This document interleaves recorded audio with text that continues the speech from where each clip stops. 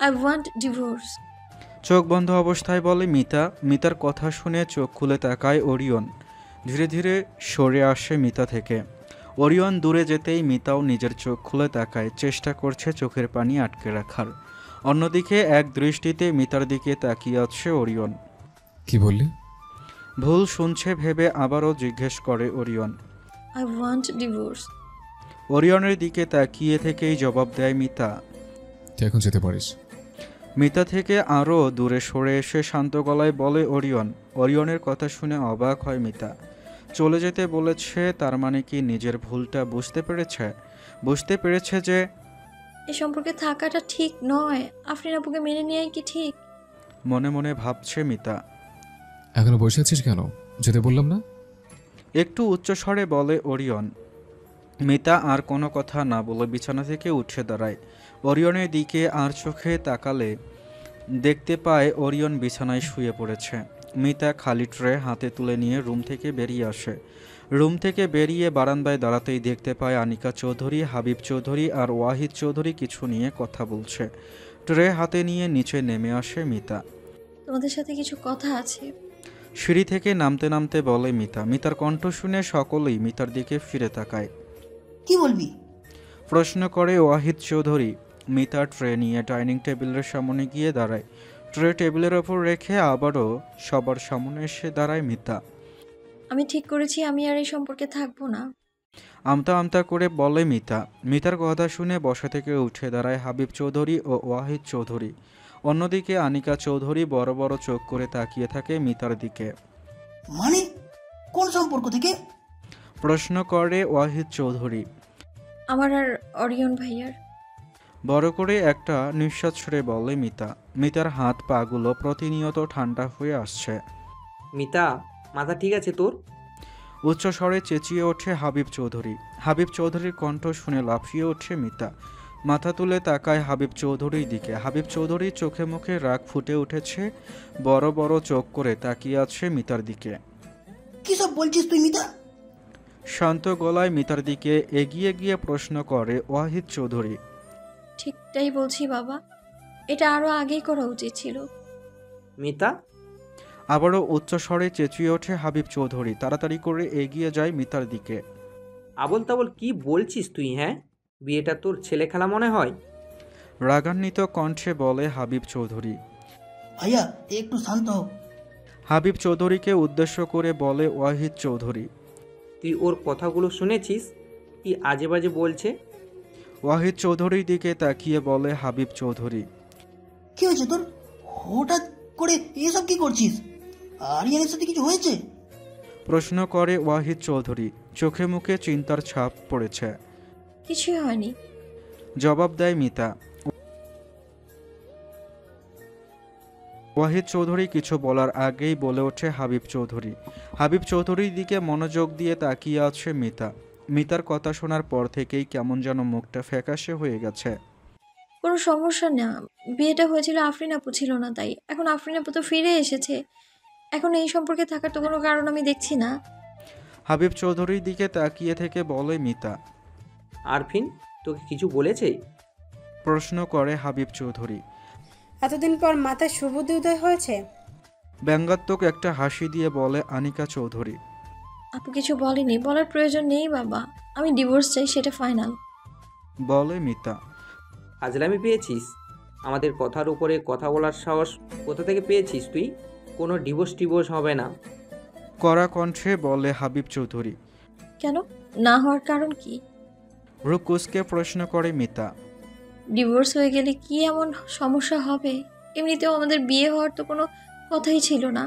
যেখানে আমরা চাচ্ছি ডিভোর্স হোক, সেখানে তুমি কেন চাচ্ছ না? আবারও বলে মিতা।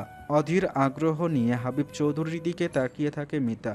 হাবিব চৌধুরী থেকে উত্তর আশা করেছে জানে না, শুধু জানে কবির রহমানের বলা কথাগুলো ভুল হোক, সেই প্রার্থনা করছে বারবার। সব কিছুর উত্তর এখন তোকে দিতে হবেই। এত বড় হয়ে গেছিস হুট করে। তীক্ষ্ণ দৃষ্টিতে মিতার দিকে তাকিয়ে বলে হাবিব চৌধুরী। আমি এই বাড়িতে এই পর্যন্ত যা যা সিদ্ধান্ত নিয়েছি তাই হয়েছে, এবারও তাই হবে। কোনো ডিভোর্স হবে না এই পরিবারে, এটাই শেষ কথা। গম্ভীর কণ্ঠে কথাগুলো বলেই আর অপেক্ষা করল না হাবিব চৌধুরী। তাড়াতাড়ি করে সিঁড়ি বেয়ে নিজের রুমের দিকে যেতে থাকে। হাবিব চৌধুরী এমনভাবে সবার সামনে থেকে চলে গেল যেন মিতার সামনে থেকে পালাতে পারলেও বাঁচে। মিতা সবটাই লক্ষ্য করেছে। মনের মধ্যে শুরু হওয়া ঝড় যেন তার গতি বাড়িয়ে দিয়েছে। মনের মধ্যে সব লণ্ডভণ্ড করে দিচ্ছে মিতার। শেষমেশ নিজের আপন চাচ্ছু হাবিব চৌধুরী, তাও শুধুমাত্র কিছু টাকার জন্য। মিতার যেন কিছুই বিশ্বাস হচ্ছে না। আমি আমার সিদ্ধান্ত থেকে নড়ছি না। মাথা নিচু করে ওয়াহিদ চৌধুরীর উদ্দেশ্যে বলে মিতা। এই প্রথম কোনো ভালো সিদ্ধান্ত নিয়েছ। এ থেকে নড়চড় করে নিজের আসল রূপ দেখানোর দরকার নেই। মিতার উদ্দেশ্যে কথাটা বলেই চলে যায় আনিকা চৌধুরী। আনিকা চৌধুরী ড্রয়িং রুম থেকে চলে যেতেই মিতাকে জড়িয়ে ধরে ওয়াহিদ চৌধুরী। মিতাকে জড়িয়ে ধরতেই চোখ ভিজে আসে মিতার। কি হয়েছে তোর? আমাকে সবকিছু খুলে বল। কি চলছে তোর মধ্যে? কেউ কিছু বলেছে তোকে? মিতার মাথায় হাত বুলাতে বুলাতে বলে ওয়াহিদ চৌধুরী। কেউ কিছু বলেনি বাবা। বলে মিতা। তাহলে তাহলে হুট করে এসব কি বলছিস তুই? প্রশ্ন করে ওয়াহিদ চৌধুরী। আমরা একে অপরকে ভালোবাসি না বাবা। তাহলে তাহলে এরকম সম্পর্কে কেন থাকবো? আমি কি ভালো থাকা ডিজার্ভ করি না? কাপা কাপা কণ্ঠে কথাগুলো বলে মিতা। জীবনে কোনো দিন মায়া চৌধুরী আর ওয়াহিদ চৌধুরীর কাছে মিথ্যে বলেনি মিতা, কিন্তু আজ বলতে হচ্ছে সকলের ভালোর জন্য। যারা ছোট থেকে লালন পালন করেছে তাদের কাছে কৃতজ্ঞতা স্বরূপ তাদের মেয়ের ভালোবাসাকে তার জীবনে ফিরিয়ে দেওয়ার শপথ নিয়েছে মিতা। মিতা ভালো করেই জানে ওরিয়ন মরে গেলেও আফরিনকে ততদিন মেনে নিবে না যতদিন না এই সম্পর্ক থেকে ওরিয়ন বেরিয়ে আসছে। চিটিং করা যে কখনোই পছন্দ করে না ওরিয়ন। অপরদিকে আফরিনও কোনো দিন ওরিয়নকে মেনে নিবে না, এটা ভেবে যে ওরিয়ন এখন মিতার স্বামী। যেখানে ওরিয়ন মিতাকে ভালোবাসে না, সেখানে শুধুমাত্র মিতার টাকার জন্য ওদের বিয়েটা হয়েছে। সেখানে কি জন্য? শুধুমাত্র নিজের খুশির জন্য দুটো জীবন নষ্ট করবে মিতা। আর কতটা স্বার্থপর হবে সে। ডিভোর্স না হওয়া পর্যন্ত ওরা একে অপরকে মানবে না বাবা। আমি যে ওদের মুখের দিকে তাকাতে পারছি না, নিজেকে খুব অপরাধী মনে হচ্ছে, খুব বেশি। কাঁদতে কাঁদতে বলে মিতা। কবে থেকে এতটা বড় হয়ে গেল আমাদের মেয়ে? আমার ছোট মিতা এখন যে খুব বড় হয়ে গেছে। মিতার মাথায় আবারও হাত বোলাতে বোলাতে বলে ওয়াহিদ চৌধুরী। তোর সব সিদ্ধান্তে আমি তোর পাশে আছি। আবারও বলে ওয়াহিদ চৌধুরী। ধন্যবাদ বাবা, আমাকে বুঝতে পেরেছো তাই। শান্ত গলায় বলে মিতা। নিজের রুমে পড়ার টেবিলে বসে আছে মিতা। 20 মিনিট পর ইন্টার সেকেন্ড ইয়ারের বোর্ড এক্সাম শুরু হবে, কিন্তু বাস্তব জীবনে যেই পরীক্ষা চলছে তার থেকেই তো বের হতে পারছে না মিতা। বইগুলো এক একটা এক এক জায়গায় পড়ে আছে। 30 মিনিট ধরে বইয়ের দিকে তাকিয়ে থাকলেও মুখ দিয়ে একটা পড়াও আসেনি মিতার। ডিভোর্সের কথাটা কত সহজে বলে ফেলেছে মিতা, কিন্তু সত্যিই কি খুব সহজে বলে ফেলেছে? কতটা রাত ঘুমাতে পারেনি তা শুধু মিতা জানে। কতটা রাত শুধু চোখের পানি দিয়ে বালিশ ভিজিয়েছে তা শুধু মিতা জানে। 10-12 মাসের মায়া বা ভালোবাসায় ওরিয়নকে ছাড়তে যদি মিতার এত কষ্ট হয়, তাহলে 6 বছরের ভালোবাসা ওরিয়ন আর আফরিন একে অপরকে ছেড়ে কতটা কষ্টে আছে তা খুব ভালো করেই বুঝতে পারছে মিতা। মিতা, ভেতরে আসবো? দরজায় নক করে প্রশ্ন করে শায়লা। আসো আপু। জবাব দেয় মিতা। দরজা খুলে ভেতরে আসে শায়লা, হাতে খাবারের ট্রে দেখে ঘড়ির দিকে তাকিয়ে মিতা।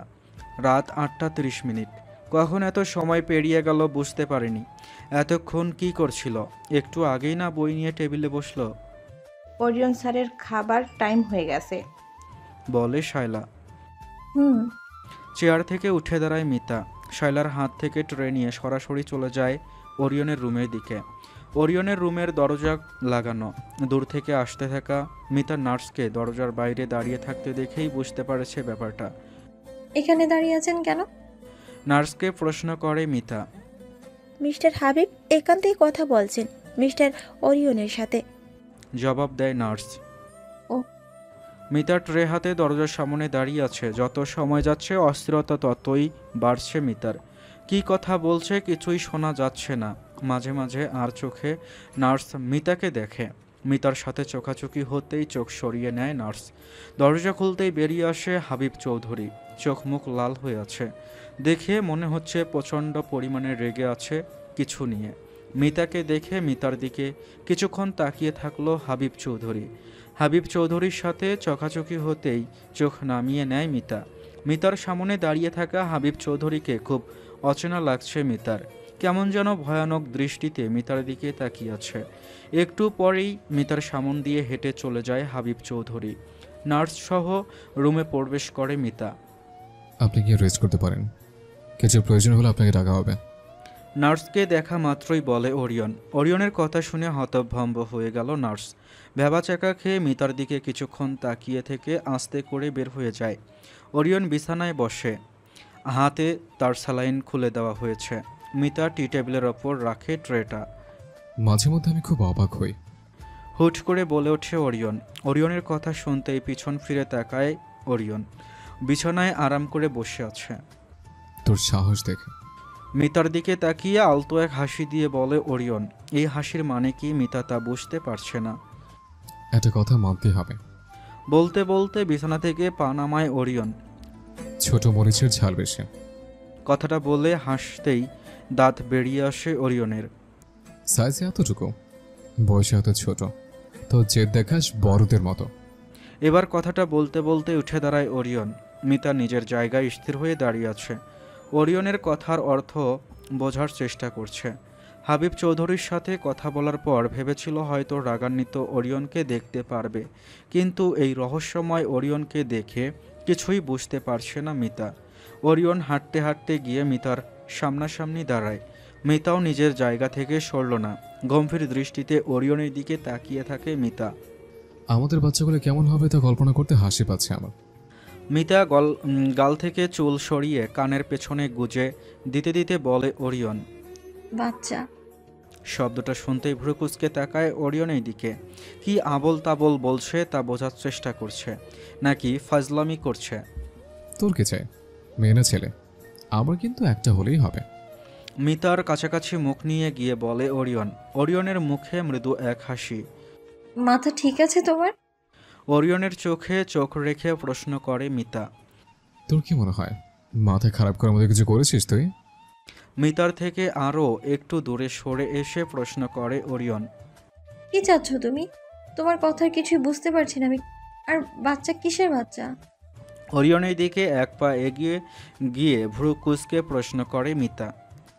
বাচ্চা মানে চাইল্ড। সোফায় বসে পায়ের ওপর পা রাখতে রাখতে বলে ওরিয়ন। কি খেলা খেলছো তুমি? চাচুর সাথে কি কথা বললে? প্রশ্ন করে মিতা। তুই জানিস না কি কথা হলো? দুহাত সোফায় মেলে দিয়ে সোফার সাথে হেলান দিয়ে চোখ বন্ধ করে বলে ওরিয়ন। মিতা কিছু বলল না। ওরিয়নের দিকে তাকিয়ে আছে। এরকম অদ্ভুত বিহেভিয়ার করেছে যে আগামাথায় কিছুই বুঝতে পারছে না মিতা। বাবা বলল তুই নাকি সবাইকে জানিয়েছিস তুই ডিভোর্স চাস। মাথা সোজা করে মিতার দিকে তাকায় ওরিয়ন। ওরিয়নের চোখ দেখতেই দুপা পিছিয়ে পড়ে মিতা। ওরিয়নের চোখ দেখে মনে হচ্ছে তাতে কেউ আগুন জ্বালিয়ে দিয়েছে। ভয়ানক সেই দৃষ্টিতে তাকিয়ে আছে মিতার দিকে, যেন কোনো শিকারী তার শিকারের দিকে তাকিয়ে আছে। আমার সবসময় মনে হতো তোর কপালটা খারাপ, ছোটবেলায় মা বাবাকে হারিয়েছিস তাই। মিতার দিকে তাকিয়ে থাকা অবস্থায় বলে ওরিয়ন। তবে আমার ভুল ভাঙতে সময় লাগেনি, আসলেই তোর কপাল খারাপ। নিজের চুল ঠিক করতে করতে উঠে দাঁড়ায় ওরিয়ন। তবে তোর মা বাবাকে হারিয়েছিস সেজন্য নয়, আমার মতো একজনের সাথে তোর বিয়ে হয়েছে তাই। কথাটা বলেই দু কদমে মিতার সামনে গিয়ে দাঁড়ায় ওরিয়ন। মিতা ভ্রু কুচকে ওরিয়নের দিকে তাকিয়ে রইল। ওরিয়নের কথার অর্থ খোঁজার চেষ্টা করছে। কেন এমনটা মনে হলো তোমার? ওরিয়নের পাশ কাটিয়ে সোফায় গিয়ে বসতে বসতে বলে মিতা। কারণ তুই চাইলেও আমি তোকে যেতে দেব না। মিতার দিকে ঘুরে বলে ওরিয়ন। চাচু কি বলল?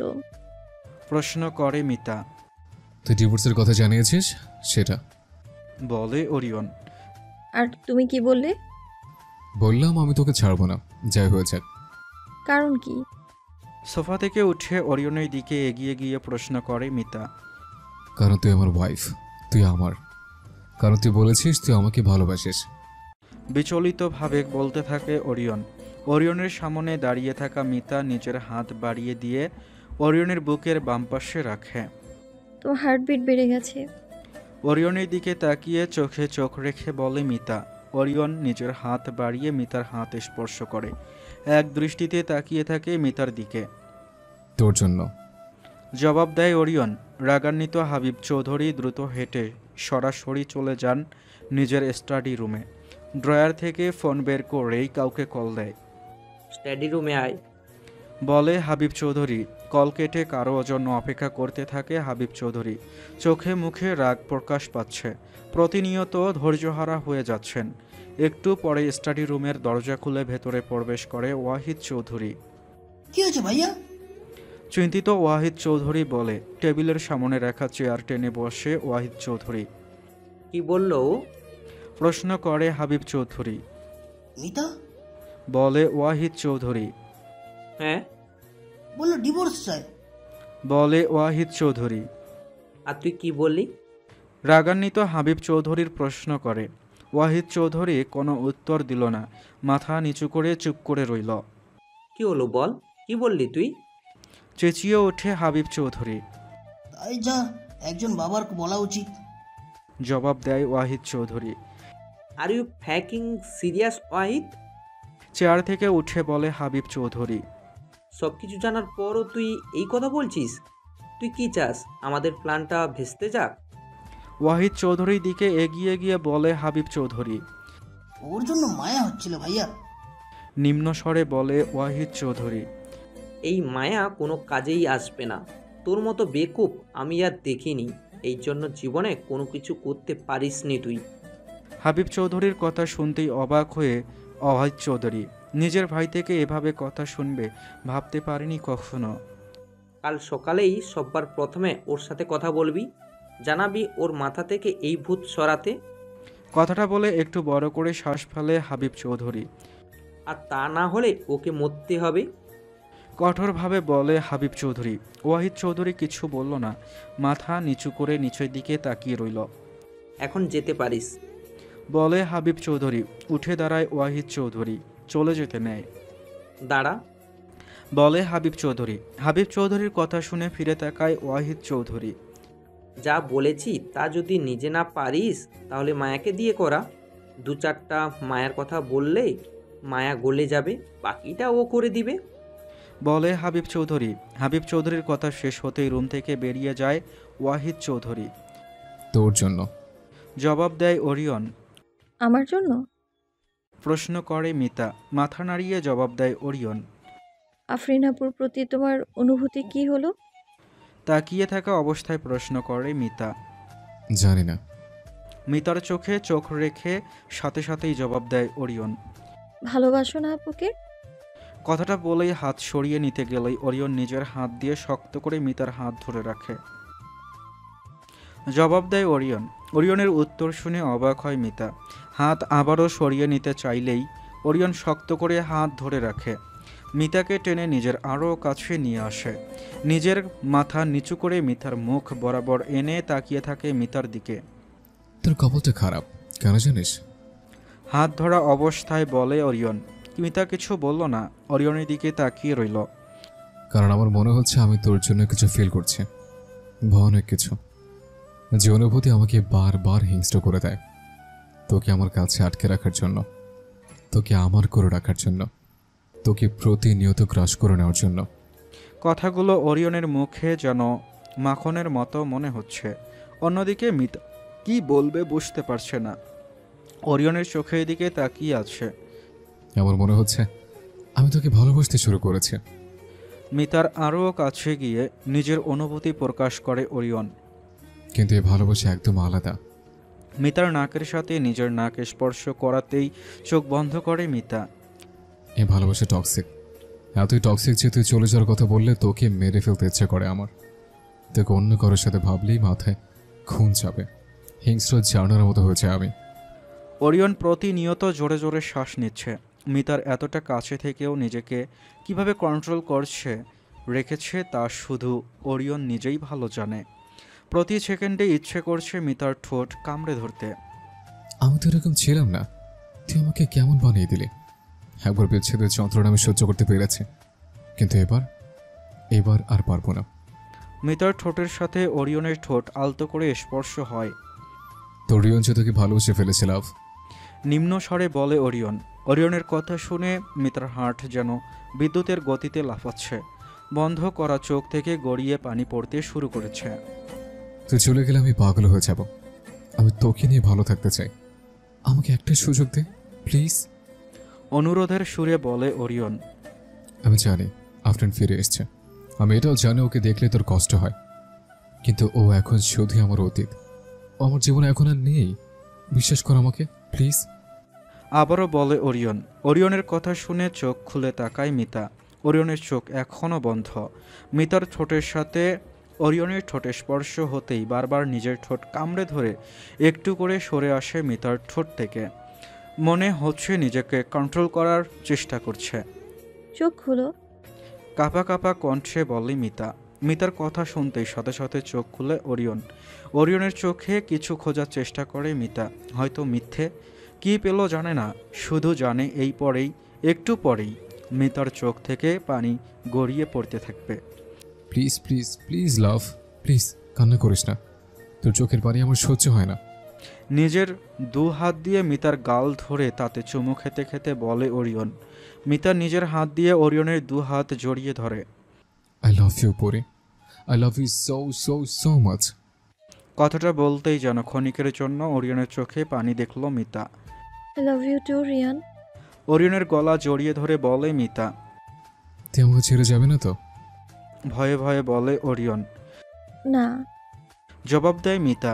মিতার জবাব শুনতে হাসি ফোটে ওরিয়নের মুখে। চোখ থেকে গড়িয়ে এক ফোঁটা পানি পড়ে। তুমি কাঁদছো? অবাক হয়ে বলে মিতা। না তো, আজ আমি অনেক খুশি, অনেক বেশি। তুই জানিস না কি দিয়েছিস তুই আমাকে। মিতাকে জড়িয়ে ধরে বলে ওরিয়ন। মিতা ওরিয়নকে জড়িয়ে ধরে।